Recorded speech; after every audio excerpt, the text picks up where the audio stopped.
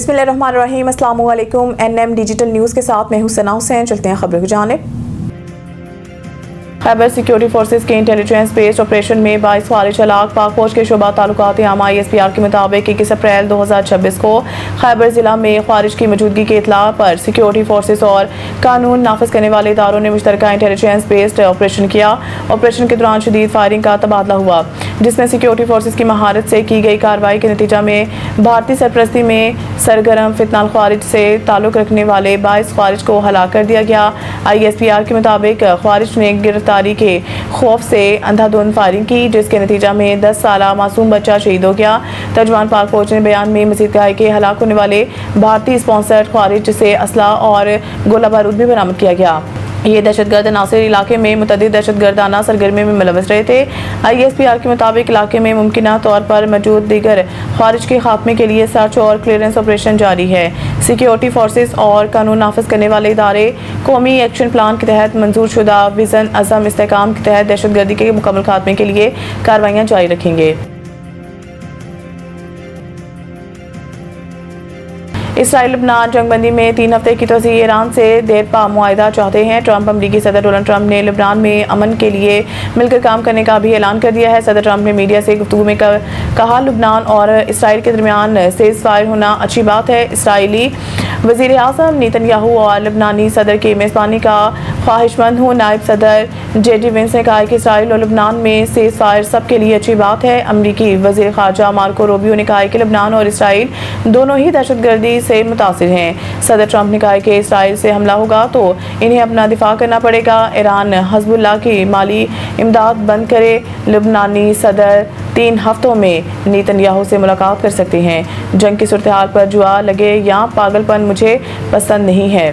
अमरीकी सदर ने कहा है कि इस वक्त हम रूस और सऊदी अरब से ज़्यादा तेल पैदा कर रहे हैं। वेनेजुएला के साथ अच्छे ताल्लुकात हैं।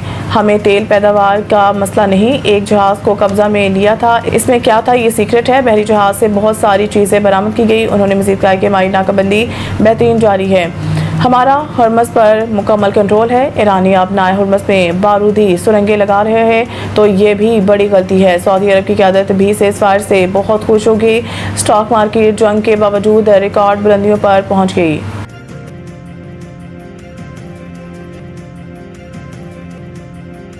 ईरान में कोई शिद्दत पसंद नहीं, सब इनकलाबी हैं। ईरानी क़यादत का ट्रंप को जवाब। ईरानी सदर मसूद पेज़ेश्कियान ने एक्स पर अपने बयान में कहा कि मुल्क के अंदर किसी किस्म की नज़रियाती तकसीम मौजूद नहीं और पूरी कौम एक ईरानी और इनकलाबी शनाख्त के तहत मुत्तहद है।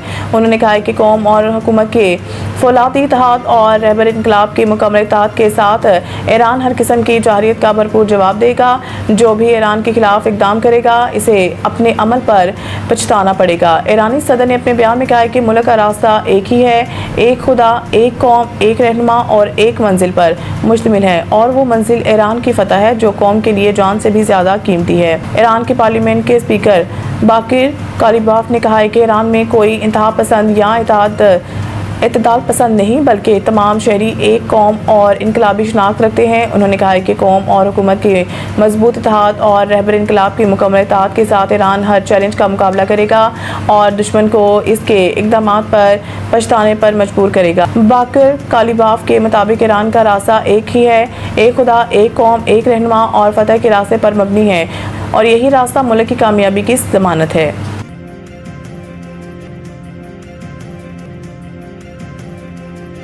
जंग के ईरान में बेकसूर लोगों की पूरी आबादी को मुतासिर किया। पोप लियो का ये बयान अमरीकी सदर डोनाल्ड ट्रंप की जानिब से पोप पर एक तवील तनकीदी पैगाम जारी होने के बाद सामने आया।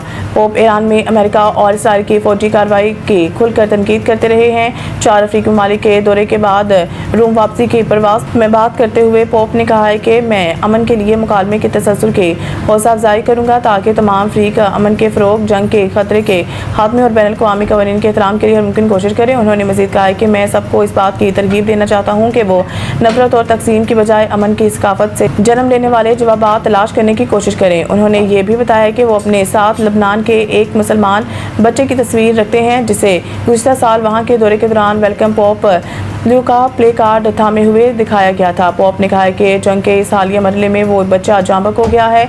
उन्होंने महाजरीन और पनाहगज़ीनों के साथ गैर इंसानी सलूक पर शदीद तशवीश का इजहार करते हुए कहा है कि दुनिया में इन्हें अक्सर पालतू जानवरों से भी बदतर समझा जाता है।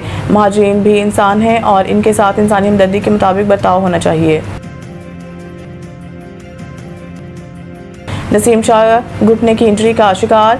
HBL PSL 11 में इस्लामाबाद यूनाइटेड के खिलाफ मैच के दौरान रावलपिंडी के fast bowler Naseem Shah fielding के दौरान इंजरी का शिकार हुए। नसीम शाह मैच में सिर्फ 2 ओवर से ही करवा सके, जिसके बाद वो मैदान से बाहर चले गए।